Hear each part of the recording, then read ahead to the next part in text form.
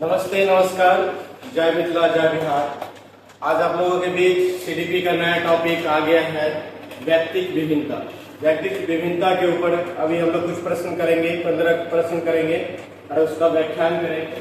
चलिए शुरू करते हैं। पहला प्रश्न, शिक्षार्थी व्यक्तिक विभिन्नता प्रदर्शित करते हैं, अतः शिक्षक को, कहने का मतलब है कि शिक्षार्थी जो है, बच्चे जो है, स्टूडेंट जो है, उसमें व्यक्तिगत विभिन्नता होता है। इसमें शिक्षक को क्या करना चाहिए? अधिगम की एक समान गति पर बल देना चाहिए, अर्थात कि एक समान गति से चलाएंगे अधिगम। कोई कमजोर बालक रहेगा, कोई तीव्र बालक रहेगा, सबको एक समान पढ़ा सकते हैं? नहीं पढ़ा सकते हैं, थोड़ा सब पर ध्यान देना पड़ेगा।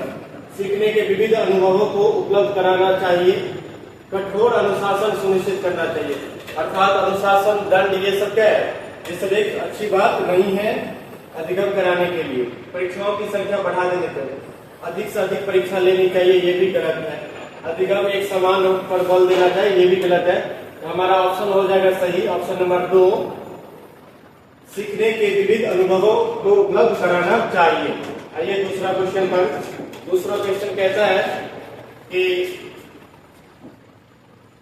स्वशैक्षणिक मतलब शिक्षा के क्षेत्र से जुड़ा हुआ स्वशैक्षणिक क्षेत्रों में निष्पादन, किसी काम को पूरा करने के लिए कार्यशैली के आधार पर शैक्षणिक क्षेत्रों में निष्पादन के स्तर को बढ़ाने का औचित्य स्थापन किस आधार पर किया जा सकता है? यह व्यक्तिक विभिन्नता को संतुष्ट करता है, सही है अभी तक। यह हास्यकृत विद्यार्थियों के लिए प्रतिपूरक भेदभाव की नीति का अनुमान करता है, भेदभाव नहीं करना है। यह सार्वभौमिक धारण को सुनिश्चित करता है, सार्वभौमिक धारणा भी ऐसा नहीं है। यह हाथ से किए जाने वाले श्रम के प्रति सम्मान विकसित करता है, ये भी नहीं है। ये क्या है? यह व्यक्तिक विभिन्नताओं को संतुष्ट करता है। ये क्या करता है? व्यक्तिक विभिन्नताओं को संतुष्ट करता है। अगला क्वेश्चन आ जाइए। अगला क्वेश्चन नंबर है तीसरा क्वेश्चन कहता है कि विद्यालयों को किसके लिए व्यक्तिक विभिन्नताओं को पूरा करना चाहिए? विद्यालय की जो हमारी व्यवस्था है, उसको व्यक्तिक विभिन्नता को पूरा कैसे करना चाहिए? व्यक्तिक शिक्षार्थियों को विशिष्ट होने की अनुभूति कराना चाहिए। किसी को इसमें स्पेशल, किसी को इसमें कमजोर, किसी को ये नहीं करेंगे। व्यक्तिक शिक्षार्थियों के मध्य खाई को कम करने, सही है, कहीं जो लोगों के बीच खाई है उसको कम करेंगे, लेकिन हमको उजागर क्या करना है? व्यक्तिक विभिन्नताओं को उजागर करना है। शिक्षार्थियों की निष्पादन और योग्यता को समान करने के लिए समान नहीं करेंगे, व्यक्तिगत विभिन्नता की बात करेंगे। यह समझने के लिए कि क्यों शिक्षार्थी सीखने का योग्य है या अयोग्य। कहते हैं कि जब हम पाठन करेंगे, विद्यालय है, तो विद्यालय में क्या होगा? अधिगम की क्रिया होगा, सीखने सिखाने की क्रिया होगा। तो शिक्षार्थी क्यों नहीं सीखना चाह रहा है, क्यों नहीं पढ़ना चाह रहा है, उसको क्या कमी है, ऐसा क्या परेशानियां आ रहे हैं, उसको हम लोग क्या करेंगे? चिन्हित करेंगे। ये एक विद्यालय का क्या होता है? मुख्य कार्य होता है। इसलिए ऑप्शन नंबर डी। आइए अगला क्वेश्चन चौथा कहता है कि शिक्षार्थियों में व्यक्तिक विभिन्नताओं को संबोधित करने के लिए एक विद्यालय किस प्रकार का सहयोग उपलब्ध करवा सकता है? व्यक्तिक विभिन्नताओं को संबोधित करने के लिए एक विद्यालय क्या कर सकता है? सभी शिक्षार्थियों के लिए समान स्तर की पाठचर्या का अनुमान लगाना, मतलब सभी बच्चों के लिए क्या करेगा? समान पाठचर्या का उपयोग करेगा, ये सही नहीं है। बाल केंद्रित पाठचर्या का पालन करना और शिक्षार्थियों को सीखने के लिए अनेक अवसर उपलब्ध कराना, ये बेहतरीन एग्जाम्पल होता है किसी भी क्वेश्चन का। तो ये सही है, बाल केंद्रित पाठचर्या का पालन करना और शिक्षार्थियों को सीखने के लिए अनेक अवसर उपलब्ध कराना। अगला क्वेश्चन है क्वेश्चन नंबर 5 कि मानसिक योग्यताओं में विभिन्नता के अंतर्गत किस कथन को सम्मिलित नहीं किया जा सकता है? मानसिक योग्यता में मतलब जो हमारी मानसिक योग्यता है, सोचने की है, तर्क करने की है, विचार करने की, अर्थात बौद्धिक क्षमता के बारे में बात हो रहा है, तो उससे क्या जुड़ा हुआ नहीं है, उससे क्या सम्मिलित नहीं है? तो पहला यौन अंतर तथा शारीरिक परिपक्वता।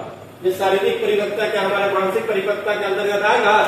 नहीं आएगा। शारीरिक परिपक्वता अलग है। शारीरिक परिपक्वता क्या करता है? एक वृद्धि का कहलाता है, और मानसिक योग्यता में क्या होता है? वृद्धि और विकास दोनों होता है। तो यही इनका बेस्ट ऑप्शन हो जाएगा। रुचि क्या है? मानसिक है, स्वभाव मानसिक है, और तत्काल की स्थिति में पड़े जाने की योग्यता जो है ये क्या है? एक मानसिक है। ये तीनों मानसिक है, और ये एक नंबर जो है ये शारीरिक है। और निगेटिव क्वेश्चन कह रहा था कि नहीं बना तो इसका आंसर यही होगा। आगे आ जाएंगे हम लोग।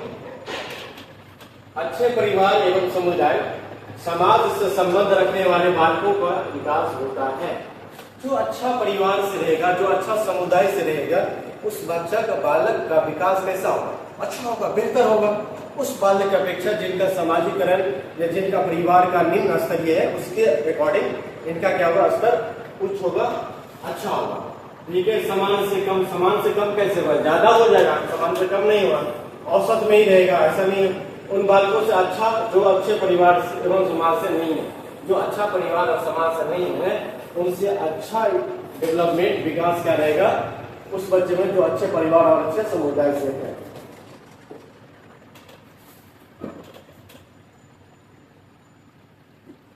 कहता है कि 7वां क्वेश्चन, सीमा हर पाठ को बहुत जल्दी सीख लेती है। सीमा नाम की एक लड़की है, वो किसी भी पाठी को किसी भी अधिगम करने में वो जल्दी जल्दी सीख लेती है।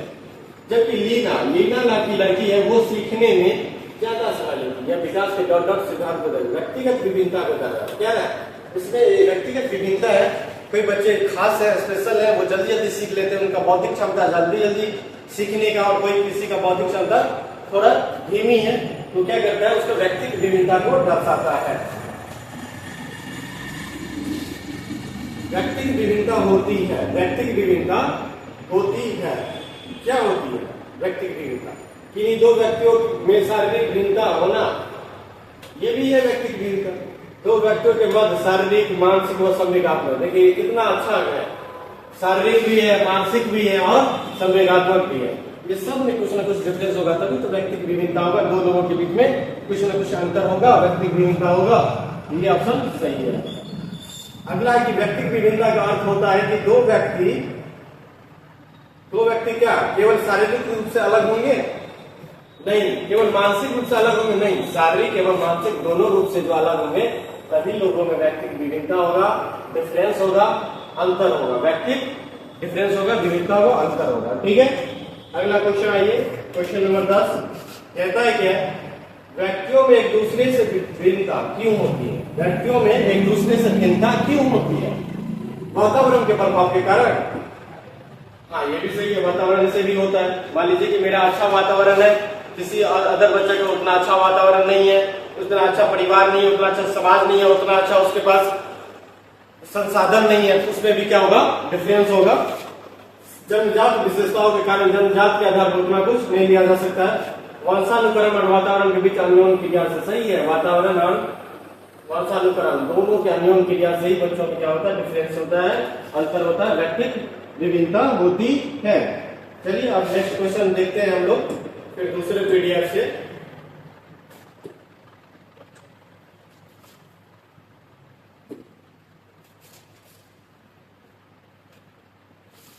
एक सेकंड, थोड़ा टाइम लग रहा है, कोई बात नहीं, थोड़ा सा करते हैं।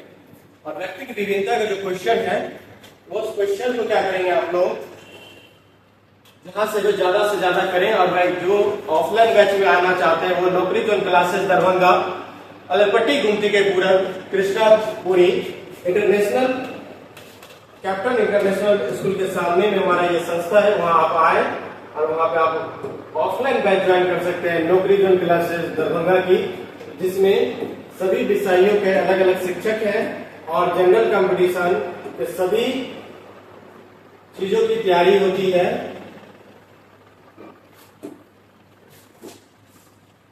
आइए हम लोग फिर आते हैं क्वेश्चन नंबर 11 पे।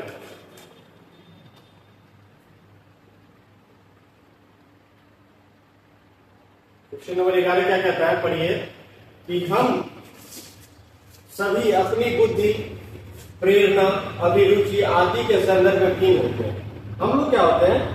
किसी न किसी में भिन्न होते हैं, अपनी बुद्धि के अकॉर्डिंग भिन्न होते हैं, बुद्धि से भिन्न होते हैं, प्रेरणा से भिन्न होते हैं, और क्या अभिरुचि से आदि के संदर्भ भिन्न होते हैं। यह सिद्धांत क्या करता है? ये व्यक्तिगत विभिन्नता का सिद्धांत है। ये क्या है? व्यक्तिगत विभिन्नता का सिद्धांत है। 12 नंबर क्वेश्चन क्या कहता है, आइए पढ़िए।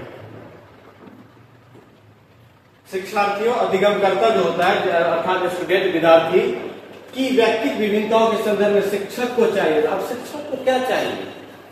डिगमनात्मक पद्धति के आधार पर समस्याओं का समाधान करना, मतलब कि पहले नियम बताएंगे फिर उदाहरण बताएंगे, इसके आधार पर समस्याओं का समाधान करना। अभी तक उतना सही नहीं है।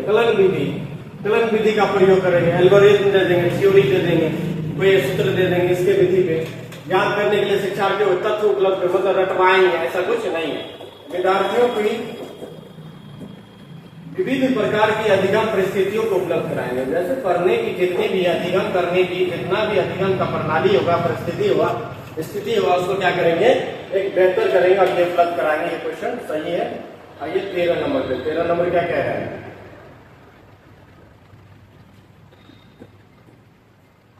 13 नंबर क्वेश्चन कह रहा है कि अपनी कक्षा की व्यक्तियों की विभिन्नता के लिए निपटने का, क्या कह रहा है 13 नंबर, कि अपनी कक्षा की व्यक्तिगत विभिन्नताओं से निपटने के लिए शिक्षक को क्या है, जैसे कि हमारी कक्षा चल रही है, इस कक्षा में सभी बच्चे अलग अलग समाज से हैं, कोई वंचित वर्ग से है, कोई समान वर्ग से है, कोई उच्च वर्ग से है, जाति है, बहुत सारा भाषा के आधार पर, लिंग के आधार पर बहुत सारा विभिन्नता है। इन सारी विभिन्नताओं को देखते हुए हमें क्या करना चाहिए? बच्चों को उनके अंकों के आधार पर अलग नामित कर देना चाहिए, मतलब उसको अंक दे देंगे, तुम फर्स्ट डिवीजन, तुम सेकंड डिवीजन, तुम थर्ड डिवीजन, और उसको नामित किसके आधार पर लेंगे? ये गलत प्रोसेस है, ऐसा नहीं करेंगे। बच्चों से बातचीत करके उनके दृष्टिकोण को महत्व देंगे। विद्यार्थियों के लिए कठोर नियमों का लागू करेंगे, शिक्षक और आगे में सम्मान करेंगे। विद्यार्थी से बातचीत करेंगे और उनके दृष्टिकोण को महत्व देंगे, वो क्या चाहता है, कैसा चाहता है, उसमें क्या डिफरेंशियल है, उसमें क्या अंतर है, उससे क्या उसको सही सुधारा जा सकता है और कैसे सुधारा जा सकता है, इस पर हम लोग ध्यान देंगे। तो उसका आंसर हो जाएगा क्या? 13 का 2 नंबर। 13 का क्या होगा? बी। 13 का बी हो जाएगा, 13 का बी। आइए 14 क्वेश्चन पढ़िए। 14 नंबर क्वेश्चन कहता है कि मानव के व्यक्तित्व पर निम्न में से किसका प्रभाव पड़ता है? हमारा जो व्यक्तित्व है, हमारा जो पर्सनालिटी है, इस पे किस किस चीज का प्रभाव पड़ेगा? एक परिवार का पड़ेगा, केवल परिवार का नहीं, परिवार का भी पड़ेगा, समुदाय का भी पड़ेगा। परिवार एवं समुदाय दोनों का, सही है। परिवार और मेरा समुदाय रहेगा, मेरा जैसा रंग रहेगा, मेरा जैसा समाज रहेगा, उसका भी क्या करेगा, हमारे पर्सनालिटी पर वो अपना प्रकोप डालेगा, अपना प्रभाव छोड़ता है। ठीक है। और लास्ट क्वेश्चन आ जाइए। लास्ट क्वेश्चन कहता है कि धर्म एवं समाज, धर्म एवं समाज क्या है? अलग अलग होगा, व्यक्तिगत विभिन्नता नहीं। धर्म और समाज क्या होगा? व्यक्तिगत विभिन्नता में एक दूसरे के पूरक होगा, एक दूसरे के अन्योन्य क्रिया को, एक दूसरे के परस्पर साथ देगा, एक दूसरे के पूरक होगा। क्या होगा? वो एक दूसरे के पूरक होगा। और 15 नंबर क्वेश्चन का आंसर है बी। और इससे पहले था 14 नंबर क्वेश्चन, इसका आंसर था सी। इसका आंसर था सी। इसी तरह से हमारा 15 क्वेश्चन 15 मिनट का सीरीज खत्म हुआ। और आप लोग ऐसे ही प्रत्येक दिन एक नए टॉपिक के साथ मुझे देखेंगे नौकरी जॉब क्लासेस दरभंगा से। आप लोग की बेहतर भविष्य के लिए, उज्जवल भविष्य के लिए नौकरी जॉब क्लासेस दरभंगा कामना करती है। साथ ही सत्य सर आप लोगों के साथ हमेशा है। आप लोग को यदि ये वीडियो अच्छा लगे तो सब्सक्राइब एंड अपने बेल आइकन को दबाएं, अपनी नोटिफिकेशन आप पे आएगा और क्लास निरंतर आप करेंगे। सीटेट में आपको बहुत ही फायदा होने वाला है प्रत्येक टॉपिक से। धन्यवाद।